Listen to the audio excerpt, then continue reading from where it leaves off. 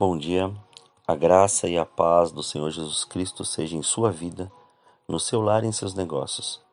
Quero agradecer a Deus por permitir entregarmos nossas primícias a Ele e juntos desfrutarmos de mais um dia dessa palavra que se encontra no Evangelho de Mateus, capítulo 6, versículos 5 e 16. E quando orares, não sejas como os hipócritas, pois se comprazem em orar em pé nas sinagogas e às esquinas das ruas para serem vistos pelos homens. Em verdade vos digo que já receberam o seu galardão. E quando jejuardes, não vos mostreis contristados, como os hipócritas, porque desfiguram os seus rostos, para que aos homens pareça que jejuam. Em verdade vos digo que já receberam o seu galardão. Ao meditarmos sobre esses versículos, e especificamente aquilo que Jesus está ensinando, vemos, no contexto dessas palavras, o Senhor passando a uma multidão e aos seus discípulos instruções sobre todo o procedimento, assim denominado Sermão do Monte, porque estava mostrando como é que devemos nos comportar diante das mais variadas situações, e nesse mérito, ele está nos ensinando sobre oração e jejum. Cada um tem seu conceito em relação a isso, mas o que o Senhor quer nos mostrar é como temos que fazer, pois se faz necessário uma reflexão sobre este tema, para mergulharmos sobre aquilo que Jesus afirmou para todos nesse momento. Mas vamos pensar como essa verdade é importante para a nossa caminhada, pois no Velho Testamento aparenta ser o caso que jejum e oração têm a ver com uma necessidade e dependência. O desamparo face à calamidade atual ou antecipada. Oração e jejum são praticados juntos no Velho Testamento, em tempos de luto, arrependimento e grande necessidade espiritual. A oração e jejum de Neemias, como exemplo, descrito no primeiro capítulo do seu livro, originam-se do seu grande sofrimento ao ouvir que Jerusalém tinha sido desolada, como descrito no livro de Neemias, no capítulo 1, no versículo 4.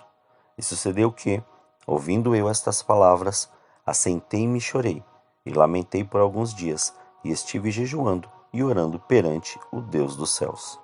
Seus muitos dias de oração foram caracterizados por lágrimas, jejum, confissão a favor do seu povo e súplicas a Deus por misericórdia que ele sabia que o povo não merecia. Suas orações diante de Deus foram tão intensas e sinceras que era quase inconcebível que ele podemos dizer, tirar um intervalo no meio de tais orações para comer e beber. A devastação que caiu sobre Jerusalém também levou Daniel a agir semelhantemente. Veja o que está escrito no livro de Daniel, capítulo 9, versículo 3. E eu dirigi o meu rosto ao Senhor Deus, para buscar com oração e súplicas, com jejum e saco e cinza. Como Neemias, Daniel também jejuou e orou para Deus que tivesse misericórdia do seu povo ao dizer, no versículo 5 do livro de Daniel, no capítulo 9, pecamos e cometemos iniquidades, e procedemos impiamente, e fomos rebeldes, apartando-nos dos teus mandamentos e dos teus juízos. Em vários casos, jejum era relacionado à oração de súplica e intercessão. Esther pediu a Mordecai e aos judeus que jejuassem por ela enquanto se preparava para aparecer diante de seu marido, o rei, como lemos no livro de Esther, capítulo 4, versículo 16. Vai, ajunta todos os judeus que se acharem em Suzã, e jejuai por mim, e não comais nem bebais por 3 dias, nem de dia, nem de noite, e eu e minhas servas também assim jejuaremos. E assim irei ter com o rei, ainda que não seja segundo a lei, e se perecer, pereci. Claramente, oração e jejum são necessários em todas as nossas decisões e em tudo em nossa vida. Há exemplos de oração e jejum no Novo Testamento, como vemos em Lucas, capítulo 2, versículos 36 e 37. Estava ali a profetisa Ana, filha de Fanuel, da tribo de Asser. Esta era já avançada de idade e tinha vivido com seu marido 7 anos desde sua virgindade, e era viúva de quase 84 anos, e não se afastava do templo, servindo a Deus em jejuns e orações, de noite e de dia. À idade de 84 anos, sua oração e jejum faziam parte de seu serviço ao Senhor em seu templo, enquanto aguardava o Salvador, o prometido de Israel. Também no Novo Testamento, a igreja de Antioquia estava jejuando como parte de seu louvor quando o Espírito Santo falou com eles sobre enviar Saulo e Barnabé ao trabalho do Senhor. Naquele momento, eles oravam e jejuavam. Colocaram suas mãos sobre os dois homens e os enviaram. Então podemos ver que esses exemplos de oração e jejum são componentes de louvor ao Senhor e também para poder pedir o seu favor. Jejuar e orar aparentam indicar a sinceridade daqueles que estão orando e a natureza crítica das situações nas quais se encontram. Uma coisa é clara, os seguidores de Cristo vão poder expressar essa devoção quando escolhem abster-se por um curto período de tempo das coisas boas e normais, tais como comida e bebida, para que possam então gozar de um tempo de comunhão com o Senhor sem nenhuma interrupção.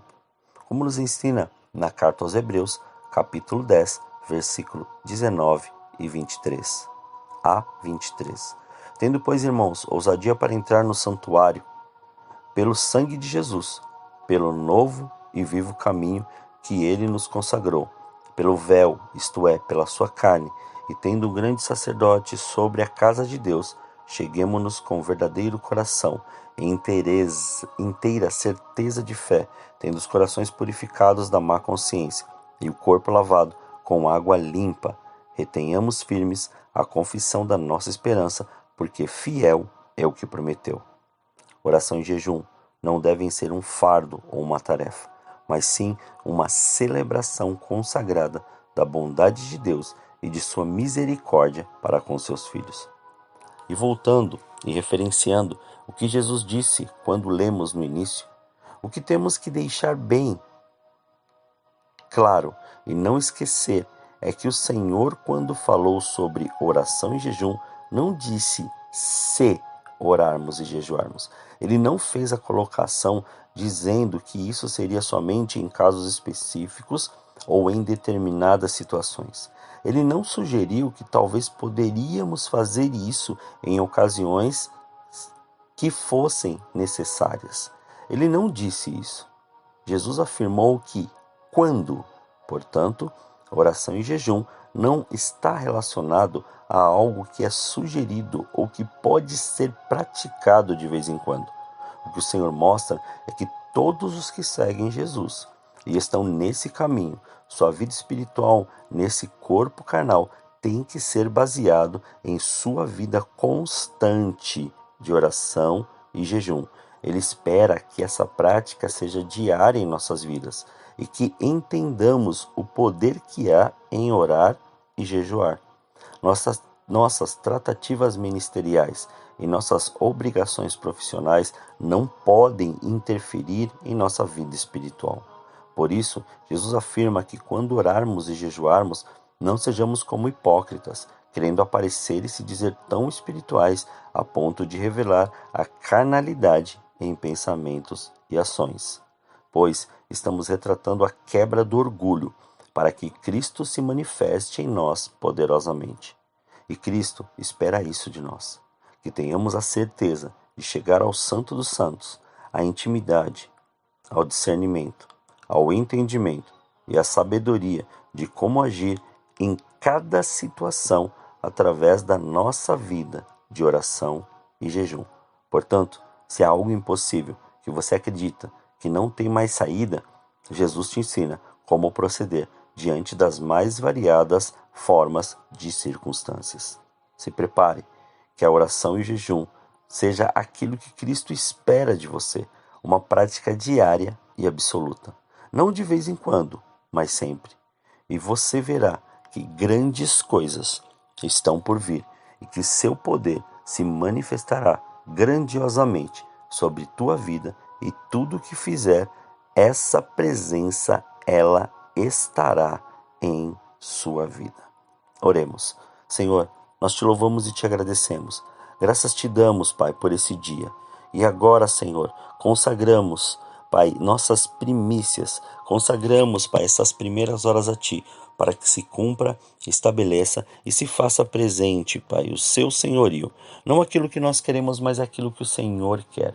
Então, Pai, diante desta verdade, coloca, Senhor, e firme em nós, que isso fique cravado, Pai, no nosso espírito, e isso vá, Senhor querido, à nossa alma, ao nosso coração e ao nosso entendimento, que a prática da oração e do jejum não são, Pai, meros sinais, ó Senhor, de uma necessidade momentânea, mas sim, Pai, de algo que tem que ser, Pai, diário e absoluto em nós. Que não venhamos a ter simples entendimentos daquilo que nós achamos, mas que haja uma revelação daquilo que o Senhor tem para as nossas vidas. Que seja quebrado desde já todo o nosso orgulho, toda a soberba, tudo aquilo que achamos que somos ou que temos, para que o seu reino seja estabelecido, a sua vontade venha e o Espírito Santo tome agora total controle sobre as nossas vidas. Pai, nós cremos que tudo, Pai, é possível ao que crê.